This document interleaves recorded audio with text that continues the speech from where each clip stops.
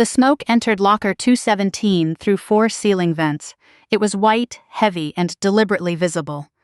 Real tactical gas is often colorless. White smoke is theater. It tells frightened people what to fear before the chemical reaches them. Naomi Carter pulled her shirt over her nose. Is it toxic? I don't know. That is not the answer I wanted. Noah, I said, get behind the evidence cases. My attorney stared at the smoke spreading across the floor. You do understand those cases are not bulletproof. They're more bulletproof than you are. That is somehow less comforting. At the end of the corridor, a red targeting dot moved across the concrete wall. Anna Voss raised her pistol. General Thomas Caldwell caught her wrist before she fired. Don't waste ammunition on a laser. It may be attached to something. It wants you looking in the wrong direction. Owen Price had already opened one of the tactical bags. The retired sergeant major removed 2 respirators and tossed one to Naomi. There are only 2, he said. Give one to Noah, I ordered. Noah shook his head. Absolutely not. Give it to someone useful. You're carrying the federal warrant, which is made of paper. Put it on. He obeyed. The speaker inside the storage locker crackled. Victor Kane's voice returned. Colonel Hayes, thank you for finding what I lost. I looked at the evidence cases surrounding us. Payment records, photographs of missing personnel, medical transport documents, the location map Marcus had left behind. Kane did not care whether we survived. He cared whether the evidence did. The smoke was not intended to kill us quickly. It was intended to force us out. Naomi, I said, how long before the laptop finishes copying? 3 minutes. We don't have 3 minutes. Then we leave without it. No. Caldwell looked at me. Elena, Kane has teams upstairs. He also has someone outside the steel door. How do you know? The door closed before the gas started. They expected us to try the corridor. Anna moved toward the back wall. There's no second exit. There always is. This is a storage basement. No, it was built as a customs warehouse. Owen understood before the others did. Drainage. I knelt beside the medical transport container and pulled it away from the wall. Beneath it was a rusted steel grate, almost hidden by years of dust. Noah stared down. That opening is barely large enough for a child. Then breathe in. The first suppressed shot struck the steel door. The sound was soft, but the metal buckled inward. A second shot followed. They were firing at the lock. Naomi removed the laptop storage drive. Copy is incomplete. Take the drive. It may be corrupted. Take it anyway. Another shot hit the door. Anna dropped to one knee and aimed at the gap forming around the lock. Caldwell grabbed the first evidence case. We cannot carry all 12. Owen pointed toward the files. Which ones matter? All of them. I said. That wasn't the question. He was right. A mission fails when a commander mistakes what is valuable for what is essential. I looked at the case numbers. Financial transfers, contractor lists. Medical sites, missing personnel, Marcus's photographs. Cases 4, 6, and 9, I said. Leave the rest open. Caldwell frowned. Open? Kane came for evidence. Let him think he recovered it. I removed the tracker beacon from Naomi's tactical bag and placed it inside case 2. Then I pushed the case near the steel door. When his team takes it, federal agents will follow. Naomi stared at me. Assuming the signal works underground. It will when they reach the street. A fourth shot broke the lock. The door moved half an inch. Anna fired through the opening. Someone outside shouted. Owen tore the drainage grate from the floor. Cold black water moved beneath us. You first, I told Noah. He looked into the tunnel. There are rats down there. They're not armed. That does improve them. He lowered himself into the opening. Naomi followed with the storage drive. Anna handed her pistol to Owen, then entered the tunnel, carrying one evidence case. Caldwell moved toward the grate. I stopped him. You next. I'll hold the door. No. Elena. You already spent 12 years deciding what I could survive. You don't get to do it again." For a second, anger crossed his face. Then it became something closer to shame. He entered the tunnel. Owen lowered the remaining case. The steel door burst inward. A dark figure appeared through the smoke. I fired once at the overhead light. The corridor fell into complete darkness. Owen and I dropped into the tunnel. The grate crashed back into place above us. Water reached my knees. The passage was barely wide enough to crawl through, and the concrete ceiling pressed against our shoulders. Behind us, men entered locker 217. One of them said, "They took the personnel files." Another answered, "Find the drive." Then a third voice spoke. Calm, educated, familiar. "Forget the drive. Find Colonel Hayes." I stopped moving. Owen nearly collided with me. "What? I know that voice. Who is it?" I listened to the footsteps above. The speaker gave another order. "Burn the locker after extraction." I had heard him testify before congressional committees. I had watched him present classified security briefings. I had once accepted an award from him at Fort Meade. Retired Colonel Richard Mercer, founder of Sentinel Ridge Security, one of the largest military contractors in the country, and the man who had appeared in 2 photographs inside Marcus's file. "He was part of the rescue review," I whispered. Owen's expression hardened. "Whose side?" I continued crawling through the darkness. "Tonight, we find out." The drainage tunnel emptied into the harbor, 90 yards from the storage facility. By the time Kane's men reached the street, federal vehicles were already tracking the beacon hidden inside the evidence case. We watched from beneath an abandoned loading platform as 2 black SUVs left the facility. No sirens followed them. The agents did not want arrests yet. They wanted the network. Naomi examined the damaged storage drive inside our vehicle. Most of the transfer failed. How much survived? Photographs, partial financial data, and 1 location file. "Colorado?" She nodded. "The coordinates are 40 miles northwest of Colorado Springs." My childhood home stood 38 miles northwest of Colorado Springs. The sentence beneath the coordinate had been carved into my father's watch stand when others stepped back. For 24 years, I had believed those words were advice. Marcus had used them as a location code. My father had used them as a lock. By noon, we were on a military transport headed west. I called my mother before boarding. She answered quietly. "Elena, are the reporters still there?" "No." "Did they leave on their own?" A man spoke to them. "What man?" He said he represented the bank. I moved away from the others. "What bank?" "The company holding the note on the farm." My father had owned the Hayes property without debt for more than 20 years. "What note?" My mother became silent. "Mom, I was going to tell you. When this trouble with the Pentagon was over. That could take months. I didn't want to give you another problem." The phrase irritated me more than the secret. People had spent half my life protecting me from information that belonged to me. "What happened?" "Your brother arranged a line of credit against the property before your father died. Aaron had no authority to mortgage the farm. He said it was needed for the recovery center. Did Dad sign? I don't know. Did you?" Another pause. "Yes." I closed my eyes. "How much? $2 million. Where did the money go?" A company called Sentinel Ridge managed the transfer. Richard Mercer, the man whose voice I had heard above locker 217. "Are you at the farm now?" "Yes." "Do not sign anything else." "I'm not a child, Elena. I know." "Then stop speaking to me like one." I lowered my voice. "Mercer's people tried to kill us last night." The silence changed, not offended now. Afraid. "Who is Mercer?" "A retired colonel.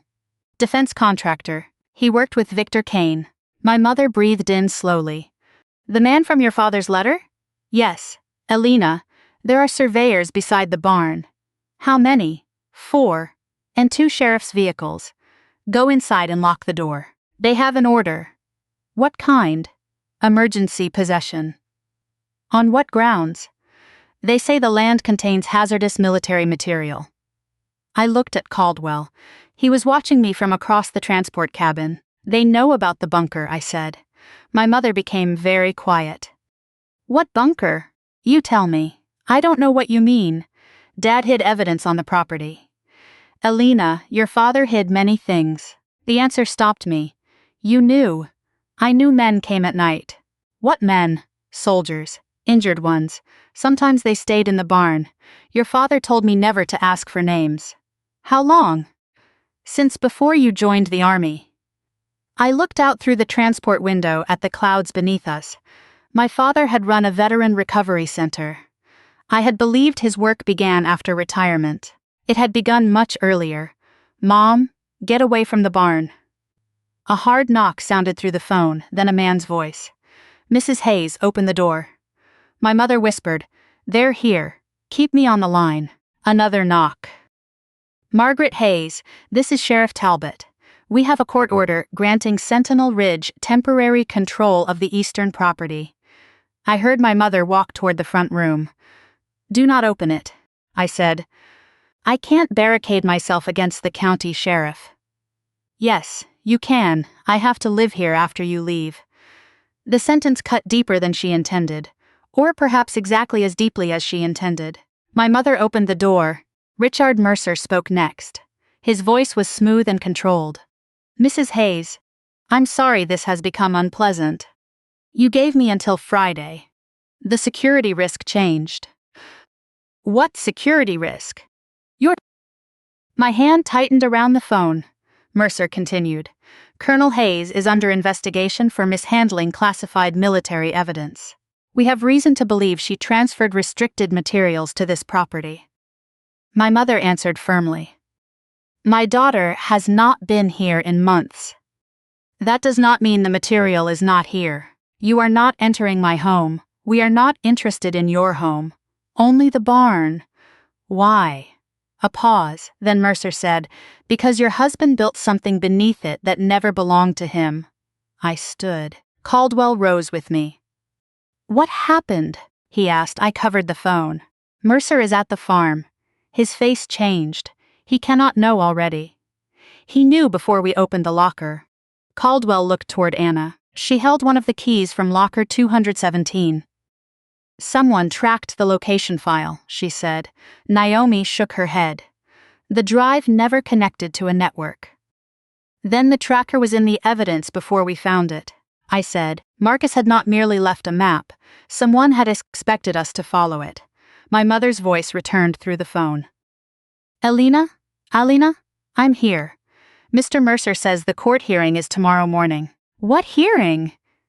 The county will decide whether Sentinel Ridge can take permanent possession. Mercer moved closer to the phone. Colonel Hayes, I assume you're listening. I said nothing. He continued. You should attend. The community deserves to hear why a suspended intelligence officer concealed military infrastructure beneath private land. I'm not suspended from rank. Not yet. You sent armed men into locker 217. I have no idea what you're referring to. I heard your voice. And I heard you once claim to command classified rescue missions. His tone sharpened. Voices can be reconstructed, Colonel. You taught the Pentagon that yourself. He ended the call. Naomi looked at me. He's using the same defense Voss used. No, I said.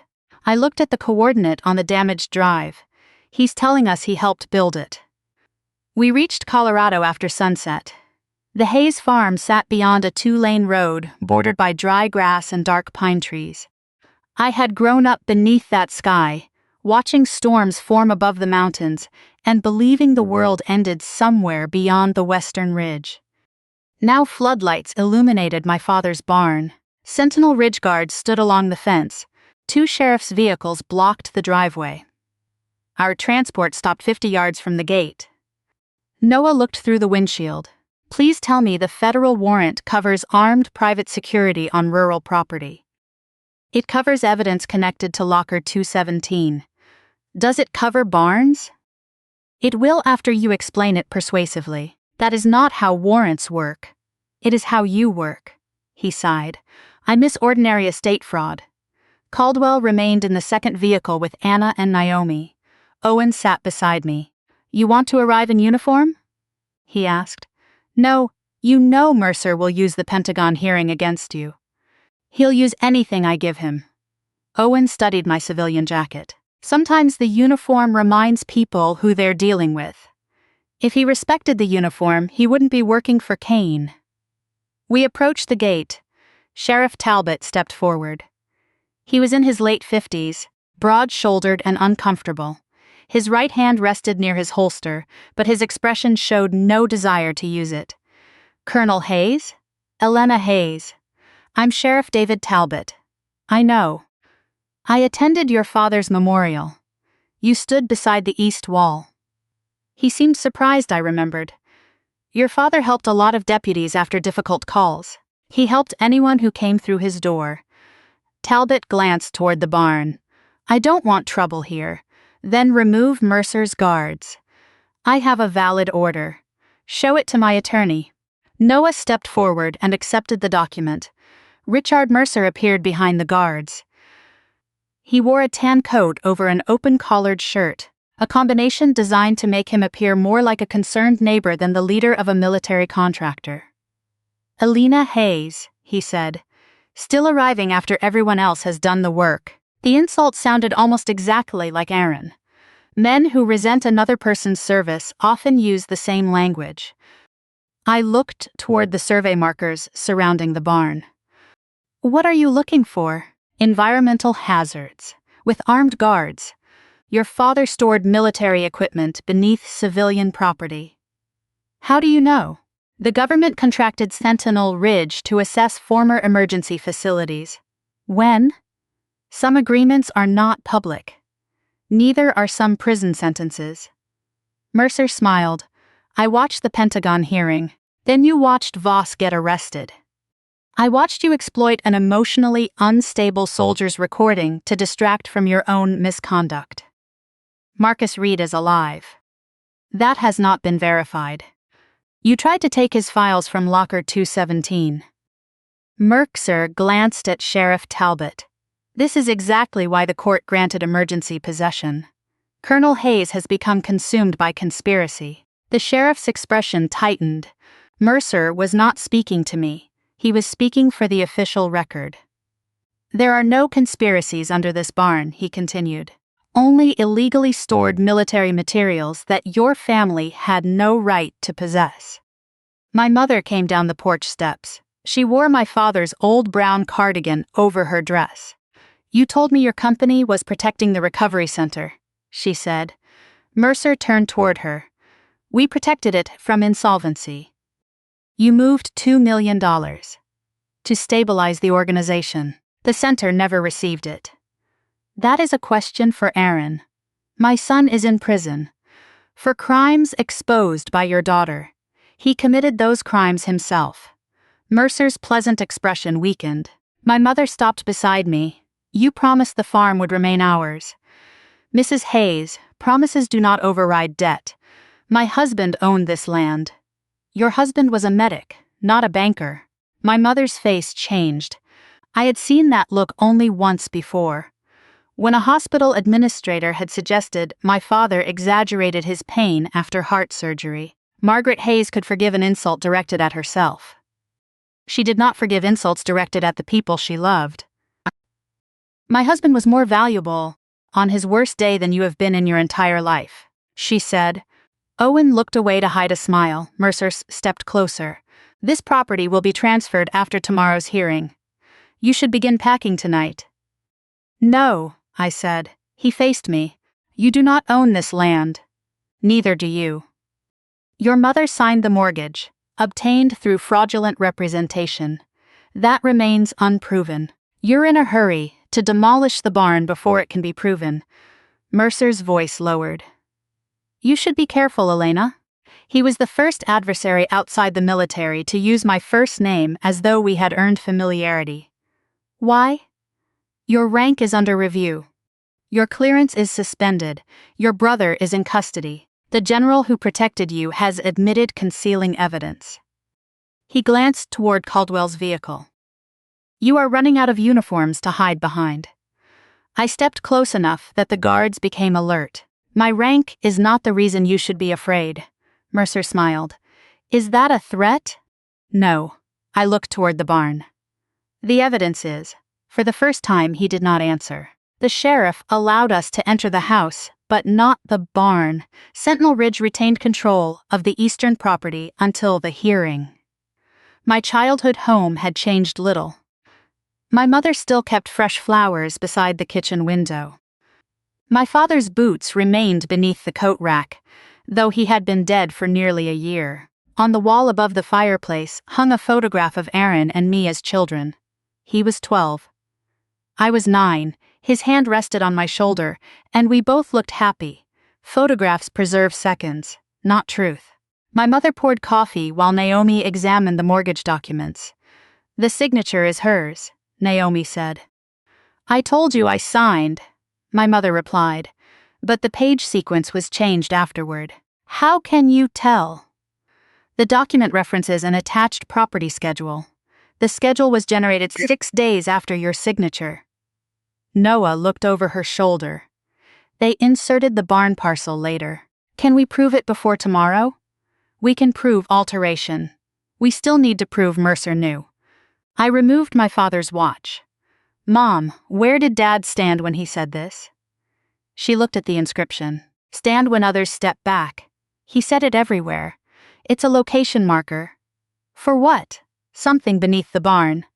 My mother sat down. Elena, I truly don't know about a bunker, but you knew injured soldiers stayed there. I knew your father helped people privately. What entrance did they use? The barn doors. Were they ever opened? She thought for a moment. No. What? Your father told me the hinges were damaged. No one used the large doors after the summer you turned 17.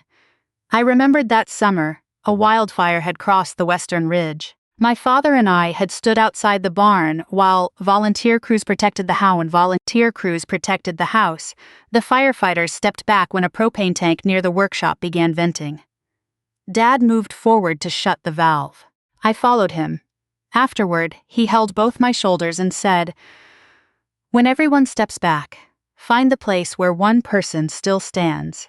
I walked toward the back window. The barn was visible beyond the dark yard. A rusted weather vane stood on its roof. Beneath, it was a metal silhouette of a soldier, one figure standing while every arrow pointed away. The weather vane, I said. Owen stood. What about it? It marks the position. We waited until 2 a.m. Sentinel Ridge guards changed shifts at 1:55. The sheriff's deputies remained at the driveway, but their view of the western field was blocked by the equipment shed. My mother led us through the basement and opened a narrow door behind the furnace. A stone passage extended beneath the house. I stared into it. You said you didn't know about the bunker. I said I didn't know what your father built beneath the barn. You knew about this. He called it the storm cellar. The passage was too long and too carefully reinforced to be an ordinary storm cellar. My father had been hiding infrastructure in plain sight for decades. We moved without lights until the tunnel ended beneath a round steel plate. Directly above us stood the weather vane. Naomi found a recessed mechanism in the wall. It required a 5-digit code. Any ideas? She asked. I examined my father's watch. The hands had stopped during our escape from locker 217.417. The same time appeared in a photograph Marcus left behind. I entered 0417. The steel plate released. Cold air moved through the tunnel. A ladder led downward, not upward. The hidden entrance was beneath the tunnel floor. Owen looked at me. Your father built a shelter beneath his shelter. He was always thorough. We descended 30 feet. Emergency lights activated along a concrete corridor. The facility beneath the farm was larger than the recovery center. It contained a medical room, communications equipment, 12 sleeping compartments, and a steel operations table. Dust covered most surfaces, but not all of them. Someone had been there recently.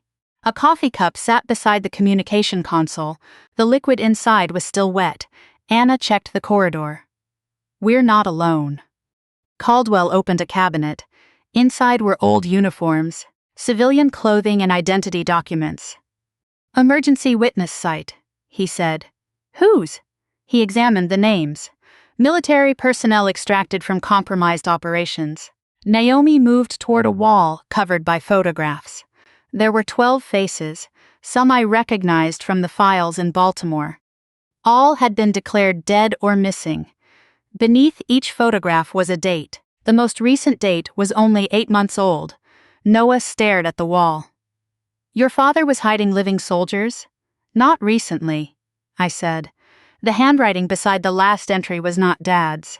Caldwell recognized it. Marcus. My pulse quickened. A speaker above the operations table activated. My father's voice filled the bunker.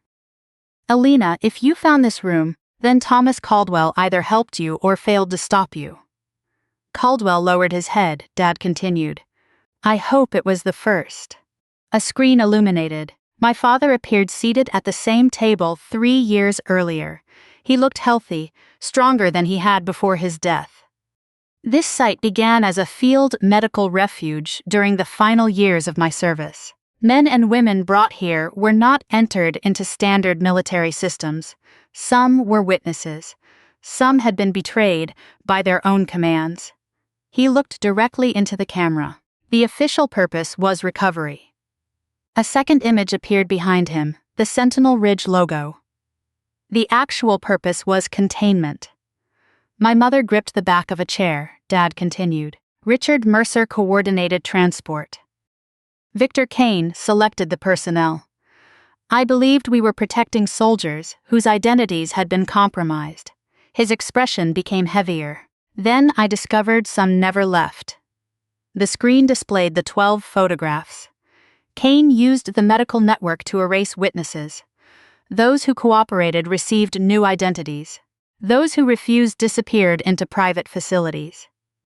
Anna stepped closer to the screen. "Was my mother involved?" she whispered. As though answering her, Dad displayed a photograph of Dr. Evelyn Shaw. She helped 7 people escape. She brought Anna Voss to this site after Silent Lantern. Anna closed her eyes. "She was here." "Yes," Caldwell said softly. Dad's recording continued. Marcus Reed arrived 2 nights later. My breath stopped. The screen changed. Marcus lay unconscious on a medical bed inside the bunker. His face was bruised but alive. The timestamp was 3 days after the operation. I felt every person in the room look toward me. My father had known. He had hidden Marcus here. Marcus suffered a severe head injury, Dad explained. He woke briefly and asked for Elena. Caldwell ordered me not to contact her. I turned toward the general. "You knew he was here." Caldwell's face had gone pale. "For one night. You told me you learned 6 months ago."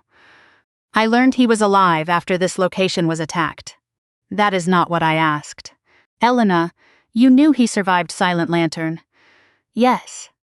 The words struck harder than every accusation at the Pentagon. Dad continued speaking from the recording. General Caldwell believed Elena's communication systems were compromised. He believed contacting her would lead Kane directly to the site. Caldwell looked at me. That was the truth. Marcus was here for 36 hours. And then, Caldwell looked toward the empty medical bed. "We moved him." "Where?" "A federal rehabilitation facility," Dad answered from the screen. Mercer intercepted the convoy 12 miles from the farm. A map appeared. 3 guards were killed. Marcus and 2 other witnesses were taken. Caldwell sat down. For 12 years, he had carried this. Not only the knowledge that Marcus survived, the knowledge that he had lost him a second time. Dad's image leaned closer to the camera. "If Mercer is trying to seize this property, he has learned that I retained the original transport records." A steel drawer opened beneath the table. Inside was a red ledger and a sealed medical case. Naomi removed the ledger. The first page listed private facilities, payment accounts, and transport authorizations. Every authorization carried Mercer's signature. Noah opened the medical case. Inside was a blood-stained military patch, Marcus's patch, and a handwritten note. Raven 6. The 12th man never left. Owen counted the photographs. There are 12 on the wall. Naomi examined the dates. 11 have exit dates. Marcus's did not. I looked around the bunker. He was taken from the convoy. Caldwell shook his head.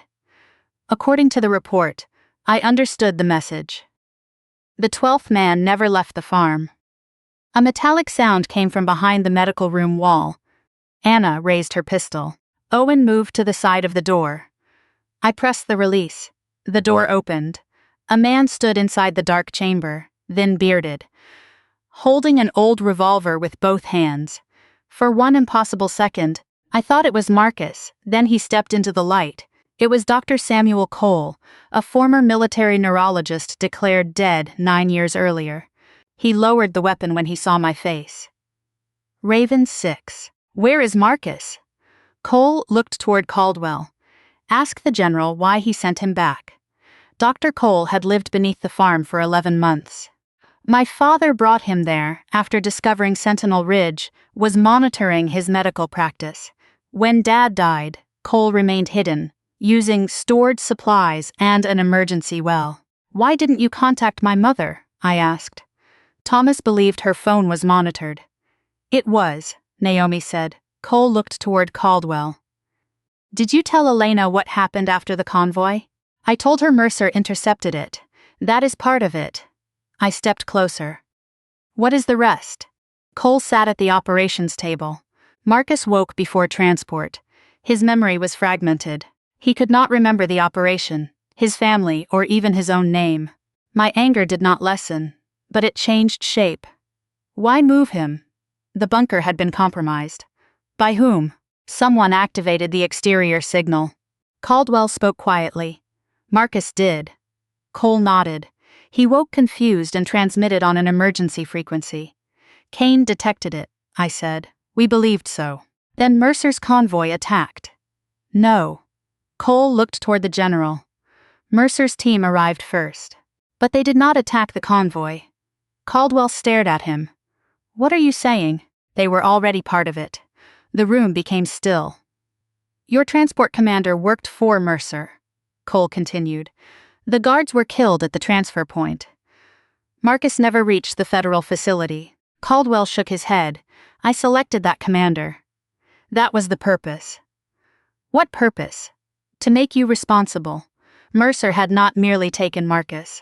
He had built the operation so Caldwell would bury the truth out of guilt, the same way Kane used grief against Nathan, the same way Mercer used debt against my mother. Their network did not create loyalty. It created shame and made people hide what had been done to them. Where did they take Marcus? I asked. Cole opened the red ledger. To Site Falcon. Colorado? Yes. Is it the coordinate from Locker 217? No.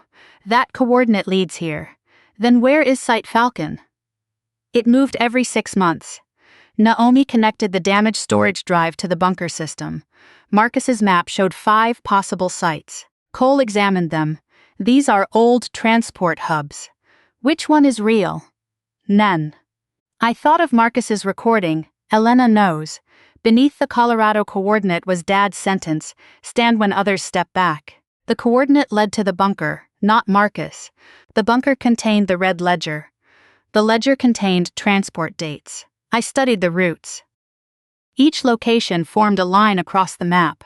Romania, Poland, Germany, Turkey, Colorado. When connected, they resembled the military symbol for extraction. But one line was missing. Alaska, I said. Cole looked at me. What? The symbol is incomplete without a northern anchor. Naomi expanded the map. A dormant airfield in Alaska aligned with the transport intervals. Caldwell recognized the name. Fort Greely Auxiliary Range. Officially closed? I asked. Partially. Who holds the security contract? Noah searched the financial records. Sentinel Ridge. Mercer was not trying to seize the farm only because of the ledger. He needed to destroy the map before we found the northern site. My mother stood near the medical room, looking at Dad's recorded image frozen on the screen. Thomas knew all this. Yes, I said, and he never told me. He thought silence protected you. She looked at me. You think that too?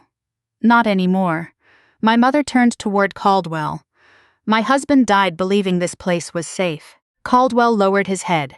He saved more people than anyone will ever know. That was not my question.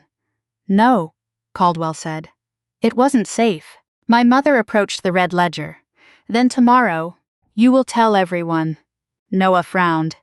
We cannot present classified transport records at a county property hearing. Why not? Because we would be arrested. My mother looked at him. Then find a legal way to be arrested after we save my home. Noah glanced at me. I understand where you get it now. The bunker alarm activated. Naomi checked the exterior cameras. Sentinel Ridge guards were entering the barn. Mercer had not waited for the hearing. 6 armed men moved toward the hidden entrance. A 7th carried an incendiary device. He's going to burn it, Anna said. No, I replied. The men placed charges around the barn supports. He's going to collapse it. Cole gripped the table.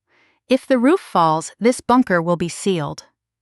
Owen opened one of the weapons cabinets. Orders. I looked at the 12 photographs on the wall.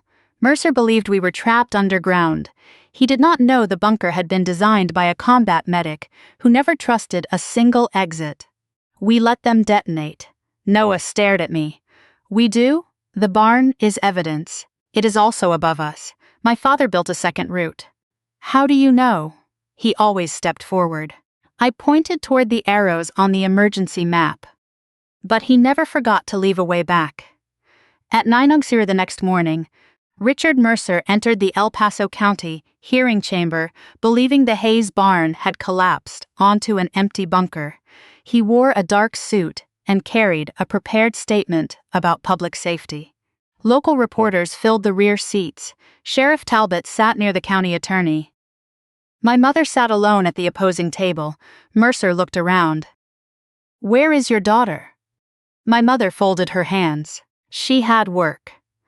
Mercer smiled. That has always been her excuse. The hearing officer, Judge Caroline Webb, entered. The county attorney presented Sentinel Ridge's request for permanent control of the eastern property. He described unregistered military infrastructure, hazardous storage, possible classified materials, financial default under the mortgage agreement, a serious threat created by Colonel Elena Hayes. Photographs of the collapsed barn appeared on the screen. Smoke still rose from the debris. Mercer took the witness stand. Colonel Mercer, the attorney began, why did your company act before today's hearing? We detected an unstable underground structure. Was anyone inside? No. How do you know? Our thermal systems showed no occupants. That was his first lie under oath. The bunker's thermal shielding prevented an accurate scan. He could not know it was empty. Did Sentinel Ridge use explosives? A controlled structural charge. Was that authorized? Under the emergency order. Noah entered through the rear doors. Mercer's smile disappeared. Naomi followed him. Then Owen, Anna, Dr. Samuel Cole, General Caldwell. Finally, I entered wearing my Army service uniform. My rank insignia was back on my shoulders. The room began whispering. Mercer stared at me as though I had walked out of a grave. Judge Webb called for order. Mercer's attorney stood. Your Honor, Colonel Hayes's military status remains under administrative review. Her uniform is intended to influence this proceeding. I took my seat beside my mother. The judge looked toward me. Colonel Hayes, are you currently authorized to wear that rank? Yes, Your Honor. Has the Pentagon inquiry concluded? No. Then why has your operational status been restored? Caldwell stood. Because General Voss's accusations were based on fabricated evidence. Mercer looked at him with open hatred. The judge ordered Caldwell to sit until called. Noah placed a document on the evidence table. Sentinel Ridge claims ownership through a mortgage signed by Margaret Hayes. We will show that the property schedule was fraudulently altered after execution. Mercer remained calm. A technical discrepancy does not erase the debt. No, Noah said. But the original deed does. The county clerk approached carrying a sealed archive box. Inside was a property covenant filed 31 years earlier. My father had not owned the Eastern Acres personally. They belonged to the Hayes Medical Refuge Trust, a protected charitable land trust established for the shelter and recovery of military witness and emergency personnel. The farm residence belonged to my parents. The barn parcel did not. The trust could not be mortgaged, sold, or transferred to a private contractor. Its successor trustee was listed by service number rather than name. Judge Webb looked toward me. Colonel Hayes, is this your service number? Yes. Mercer's attorney rose. This document was never disclosed to Sentinel Ridge. The covenant was in the county archive, Noah said. Your client did not search because he already knew what was beneath the land. Mercer's expression remained controlled. That is speculation. Naomi took the stand.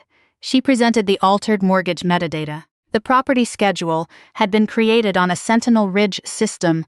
The user account belonged to Mercer's executive office. He had added trust land to my mother's mortgage after she signed it. Mercer leaned toward his attorney. The attorney whispered back. Judge Webb looked at him. Colonel Mercer, did you authorize this amendment? No. Did your office generate it? I cannot account for every administrative action. Did you order the barn demolished last night? I authorized emergency stabilization. Noah displayed security footage recovered from the bunker's secondary cameras.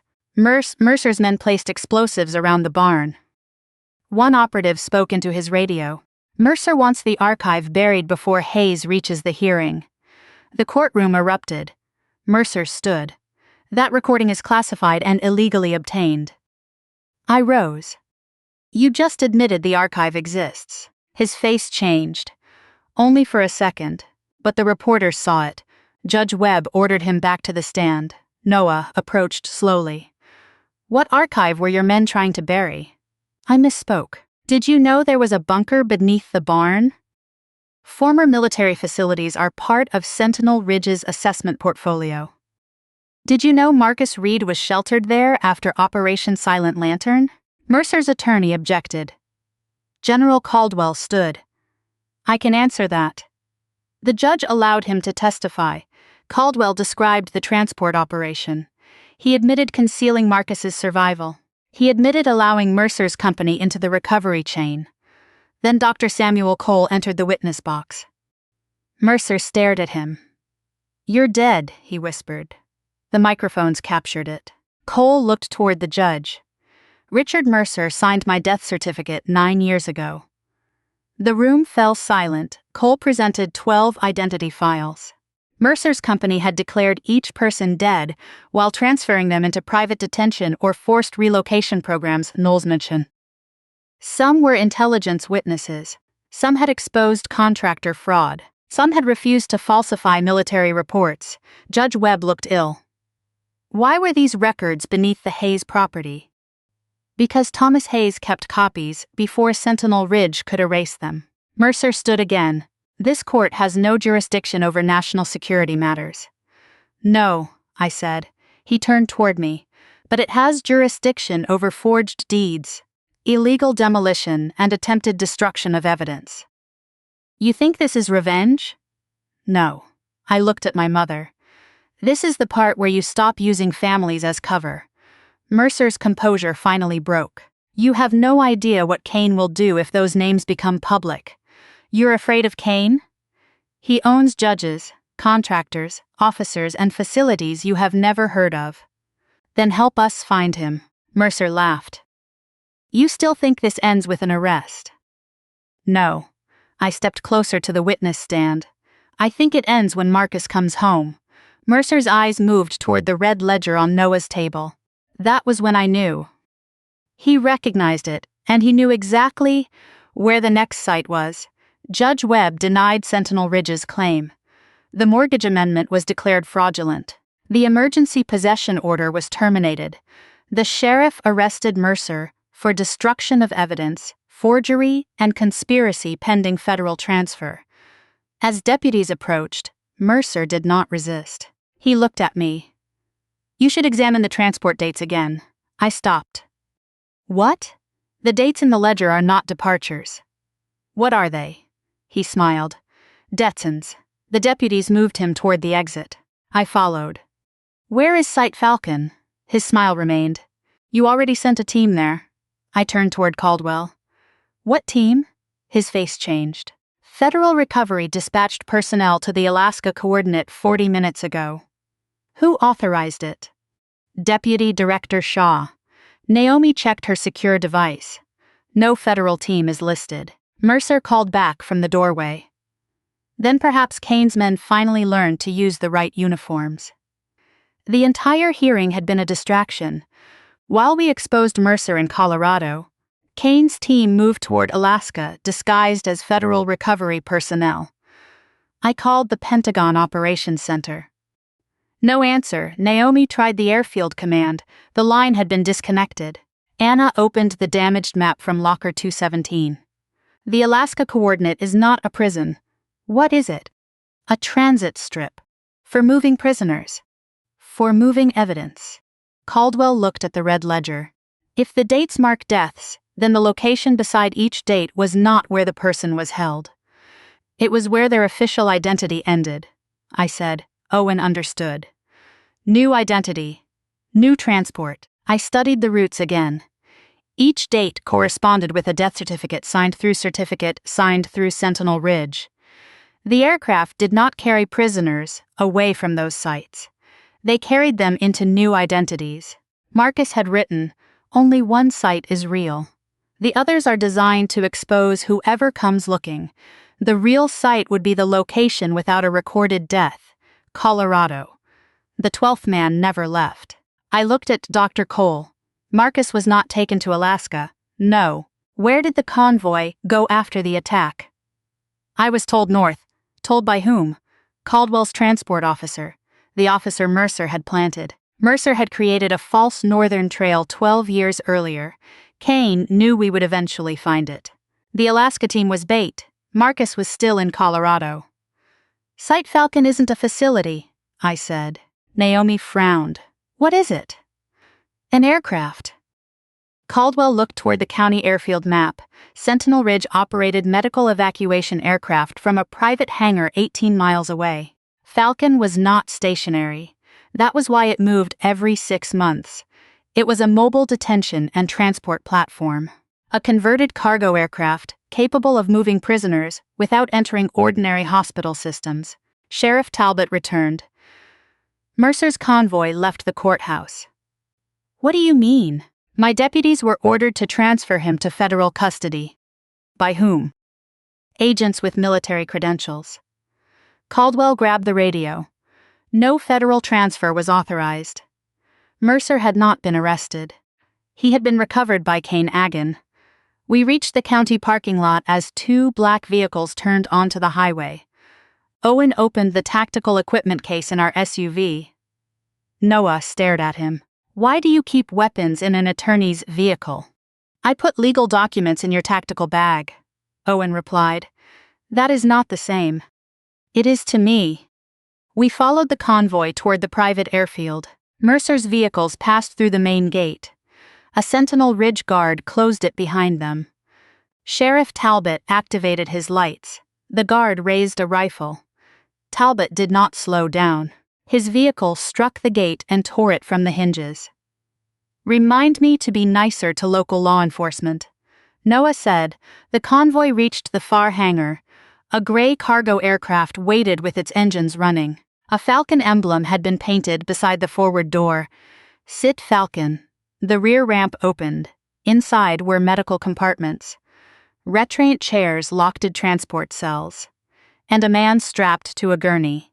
Even from 50 yards away, I recognized him. Marcus Reed. Alive, Mercer ran toward the aircraft. I left our vehicle before it stopped. Gunfire struck the pavement beside me. Naomi returned fire from behind the engine block. Anna moved along the hangar wall. Owen covered Sheriff Talbot as deputy spread across the runway. Caldwell followed me. "Stay back," I ordered. He was my soldier too. He was mine first. The words came from anger, not truth. Marcus belonged to no commander. That had been the mistake everyone made. They treated his life as evidence, leverage, or responsibility. He was a man who had a daughter waiting for him. The aircraft ramp began rising. Mercer reached it. I fired at the hydraulic housing. The ramp stopped halfway. Caldwell and I climbed onto it as the aircraft began moving. Mercer drew a pistol. Caldwell stepped between us. The shot struck him below the shoulder. He fell against the ramp. I fired once. Mercer's weapon spun from his hand. He disappeared inside the aircraft. I dragged Caldwell behind a transport crate. "You're bleeding heavily." "I've had worse." "No, you haven't." That sounded very much like an order. It was. He pressed his hand against the wound. "Bring him home." The aircraft gained speed. I moved through the cargo section. 2 guards emerged from the medical bay. The first swung his rifle toward me.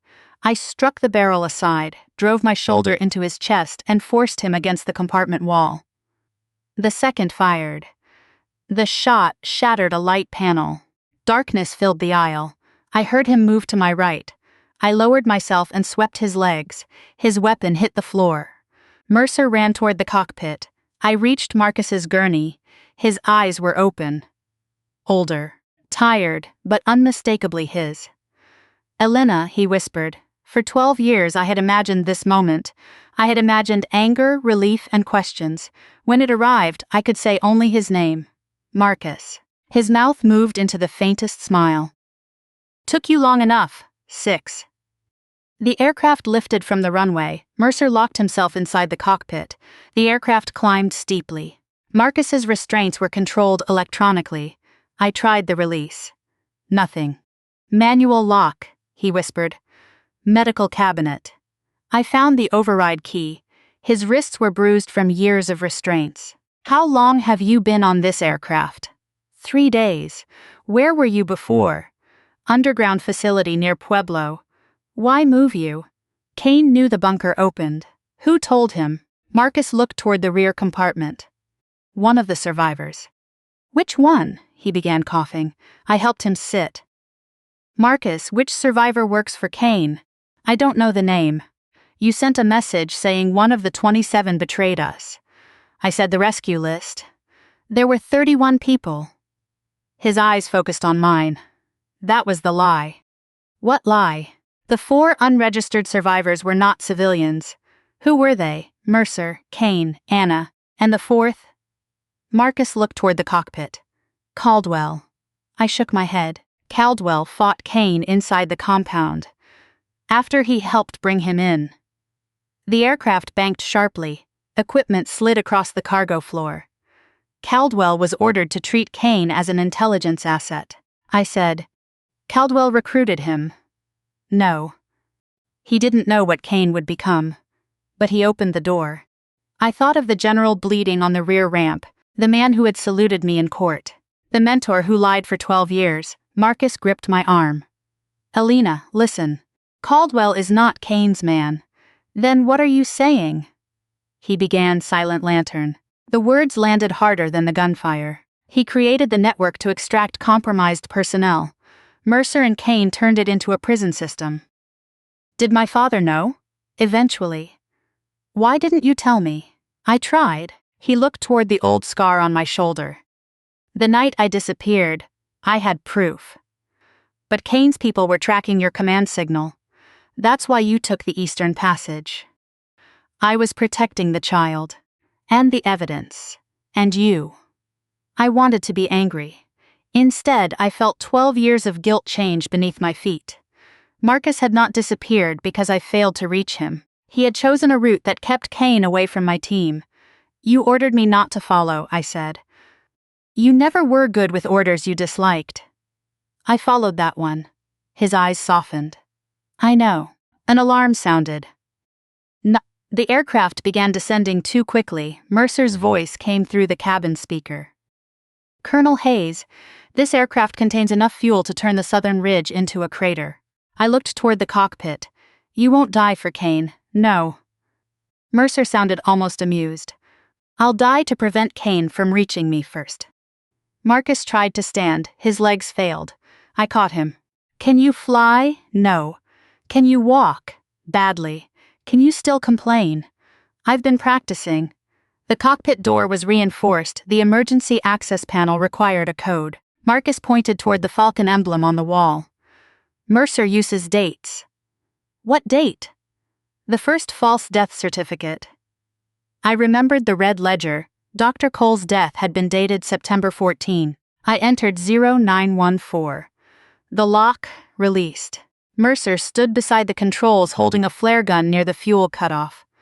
"You should have let the world believe he was dead," he said. "You should have let my mother keep her barn." He laughed.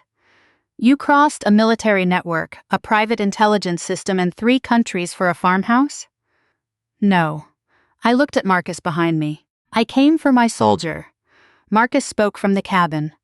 "Former soldier." Mercer glanced toward him.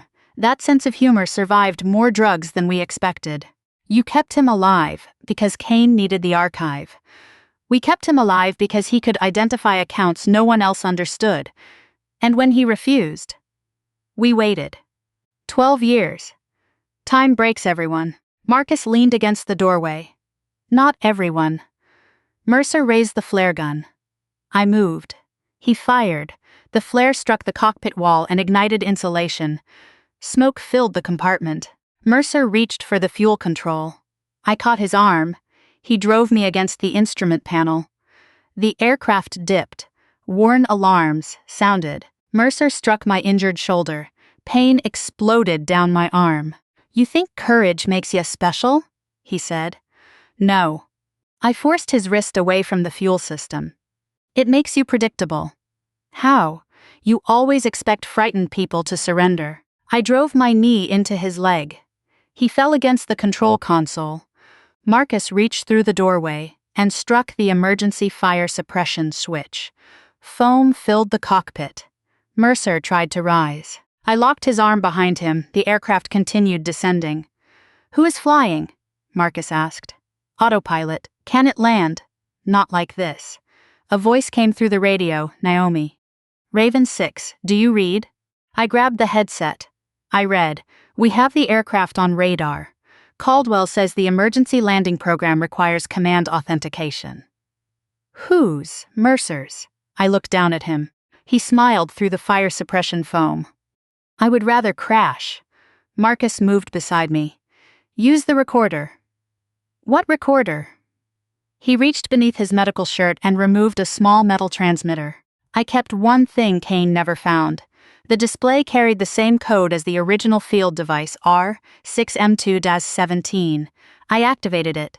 The system requested a final order. I looked at Marcus. Together, we said, "Bring them home." The aircraft responded. Emergency autopilot engaged. The plane leveled above the southern field and turned toward the county runway. Mercer stopped struggling. For the first time, he looked defeated, not because he had lost his company. Not because the court had exposed him. Because the system he helped corrupt still recognized the command he could never understand. Bring them home. Not the evidence, not the mission, not the reputation of the people in charge. The people, the aircraft landed hard. The landing gear struck the runway and bounced once before holding. Emergency vehicles surrounded us. When the rear ramp opened, my mother stood beside an ambulance. Laura Reed and Sophie were with her. Sophie saw the man on the gurney. She did not move. Marcus stared at the daughter, who had been 18 months old when he disappeared. No training prepares a soldier for meeting the child who grew up beside his grave. Sophie stepped forward. "Dad?" Marcus tried to stand. His legs shook. I reached for him. He stopped me. "Let me." He walked down the ramp alone, slowly, painfully. But alone, Sophie met him halfway. For 12 years, Men like Kane and Mercer had controlled Marcus by turning his existence into a secret. That secret ended in his daughter's arms. No salute, no general, no medal, just a father coming home. General Caldwell survived the gunshot. Mercer entered federal custody under charges related to kidnapping, unlawful detention, document fraud, attempted murder, and the destruction of military evidence. Sentinel Ridge contracts were frozen. The Hayes property returned to the Refuge Trust. My mother refused to rebuild the old barn exactly as it had been. "We spent too many years hiding what was beneath it," she said. "Instead, we constructed a memorial hall above the bunker. Not for decorated officers. For people whose service had been erased." Marcus began treatment at a protected military hospital. His memory returned in fragments. Some days, he remembered Silent Lantern clearly. Other days, he asked why his daughter was no longer a baby. I visited him 2 weeks after the rescue. He sat near a window watching Sophie and Laura in the hospital garden. "You brought me home," he said. "You made it unusually difficult. I wanted to be certain you still cared. I considered leaving you on the aircraft." "No, you didn't." "No." He looked at the field recorder on the table. "There is one message you haven't opened." "Which one?"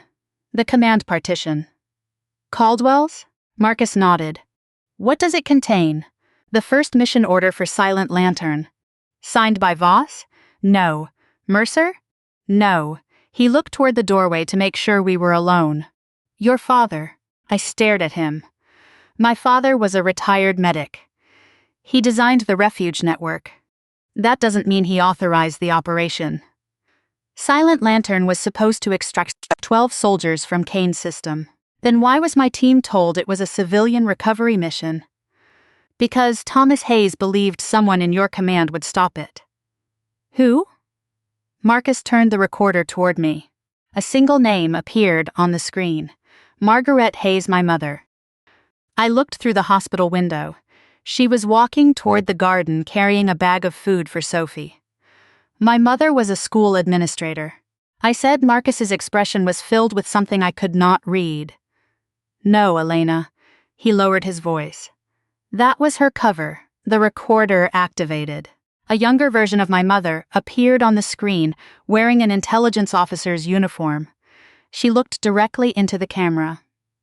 "Elena, if Marcus has come home, then Victor Kane has already learned who I am." My mother paused. "And he will come for me next." The message ended. Outside, Margaret Hayes stopped walking. A black vehicle had pulled to the curb behind her. The rear door opened. A man stepped out, gray eyes, dark suit, a scar across his right thumb.